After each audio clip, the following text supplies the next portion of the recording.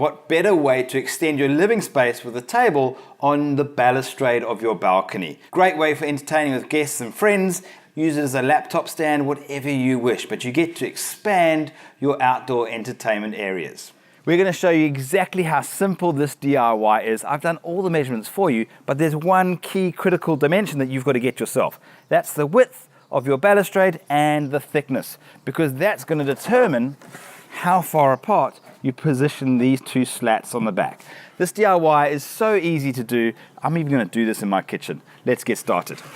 So the materials that I'm going to use is a 305 wide by 2.4 meter long laminated pine. There it is there. Give it to the guys at Builders. They'll cut it all to size for you according to my cutting list, and you'll have all these pieces so much easier to fit in your car, and then you just have to assemble it. We're going to be using some wood glue. We've got some 6mm bolts with some wing nuts. We're using 3.5mm by 40 long wood screws. We've got some wood filler, and then to dress it, we're going to use some Woodworks wood sealer, ideal for exterior use, and it stains the timber at the same time. To apply that, we'll use a sponge roller and a roller set. As for the tools, all I'm going to be using is a cordless drill, a speed pilot, and a scraper. So this is our table. Now, as you can see from the top side of it, what you can see visually, we've got a section on the front here, on the underside of the main panel, two pieces on the side, and a piece along the back. On the underside, which is actually quite important because that's what's going to hold it firm in place, we've got two channels on the underside, and this is where you customize it to suit the width of your balustrade. My balustrade is only 18mm thick with a plank of wood on the top there, but I've extended it all the way down to accommodate different size of balconies. We're then going to put a stopper in on the underside just to stop it from rocking, but we'll show you that a little bit later on. So the first step is to mark out the base section, every position where we need to drill a hole, and we're going to make use of our speed pilot. We know our first piece is going on the underside, so we're going to be drilling through the top all the way across on the front edge. So the easiest way to do this is just to take a piece and score your line all the way across to mark that edge. Straight away, X marks the spot, offset it slightly from the edge so it doesn't crack, and then we'll drill through with the speed pilot. But before we do that, we'll mark out the extra ones. We know we've got one on the underside of that. That's for that piece at the back. And we've also got these two side pieces, so let's quickly mark those as well. Now we've also got the two pieces in the center, which are going to be evenly spaced according to the width of your balustrade. Now remember, I said mine is 88mm, so I'm going to make sure that I've got those evenly spaced 88mm apart on the inside.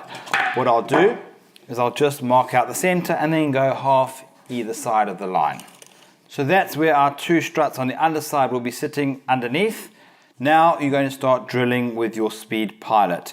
Now remember, we're working in our kitchen counter. We're not in my workshop, so we are going to damage the counter if we drill all the way through. Make use of some scrap timber. There you go. All our holes are drilled. We now need to start putting our pieces into place and screwing them together. Remember, wood glue in between the mating surfaces. We're going to start with the three pieces on the underside. Take these two pieces, the shorter lengths, just put them at an angle. It's going to help hold your tabletop a lot sturdier when you do your first piece. You're using 3.5mm by 40 long wood screws. I like to put the wood glue quite close to the edge so it allows it to squeeze out and just creates a better seam or a better join between the two surfaces. Our front section's in position, and now it's time to put on the underside struts. But before we do that, it's easier now to drill our little hole, which is going to act for our stoppers. Remember, our stoppers are going to be on the underside of the railing. Now you need to take into consideration the thickness of your top railing. Mine's 18mm, and I've got two 30mm stoppers. So I'm going to work down 15mm into the stopper, plus 18mm of the railing thickness. So that total works out to be 33mm. So from the underside of the struts, I need to mark out 33mm. Remember, you need to adjust this size to suit your railing dimensions. This is where we're going to use our 6mm bit. We've got our two positions for each one of our slats. And we now need to drill from the underside and get those into position. What I like to do here, if you haven't got a clamp with you, just bring the screws through slightly, just as it sticks through. And then what we'll do is we'll push the timber into place and it'll bite in to position and it stops it from sliding as we screw it in. Then you can take your first piece. We've got our sight lines so we know exactly where it needs to be. Perfect, we can drive the last one in. Exactly the same procedure for the next one. That's always going to be a tricky situation. Just take your time, take it slow, but make sure you do get them evenly spaced according to the width of your balustrade. We now need to drive in the top pieces from the underside. Let's do the long piece first of all. This is going to be the backstop. Okay, we're taking shape. We just need to now put in these pieces on the side. So let's flip that over. Okay, now we've got two surfaces that this is going to run up against, on the underside and against this side as well. So let's put wood glue on both. Now we've got this back section here. It's a good idea. We'll just flip that up. And we're going to put two screws on the back side here, just to pull that section there together, holding that secure and firm. Right, that's the structure complete. Now, these side braces actually have two functions. A, to stop you from knocking your coffee cup, your cell phone, or your laptop over the edge. And B, that side piece is acting as a strengthening brace to prevent this tabletop from bowing, especially in the sunshine. Next left to do is to start filling all these holes with some wood filler, allow that to dry, and then give it a good sand down. Now that that's finished, all it's need to do now is to give it a good sanding. Now guys, don't do this indoors. Do it outside where the dust can go elsewhere and not make a mess inside. Likewise when you are staining it up too.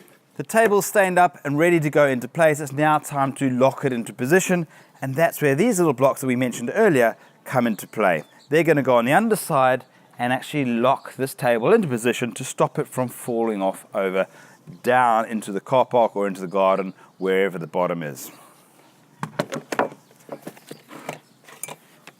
There you have it. My DIY is complete. This is my outdoor table, my new office. What better way to get through all those emails out in the open and enjoying my balcony area.